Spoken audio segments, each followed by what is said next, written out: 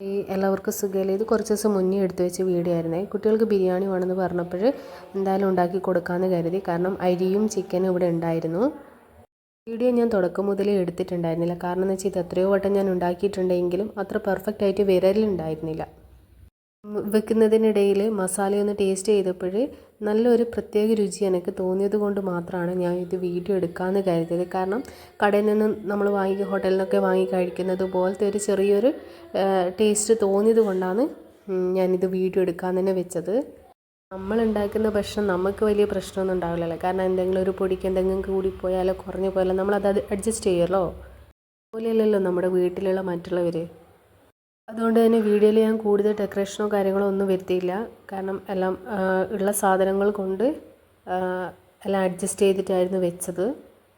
ഓരോ വട്ടം ഞാൻ ബിരിയാണി വെച്ചപ്പോഴും ഇതിൽ ചെറിയ ചെറിയ മിസ്റ്റേക്കുകൾ ഉണ്ടായിരുന്നു. കാരണം മസാലകൾ കൂടിപ്പോയി കഴിഞ്ഞപ്പോൾ ചെറിയൊരു കുത്തലുണ്ടാവുക, അങ്ങനെയൊക്കെ ഉണ്ടായിരുന്നു. നമുക്ക് മസാലയ്ക്ക് ഒരു പ്രത്യേക രുചി കിട്ടാതിരിക്കുക, അങ്ങനെയൊക്കെ ഉണ്ടായിരുന്നു.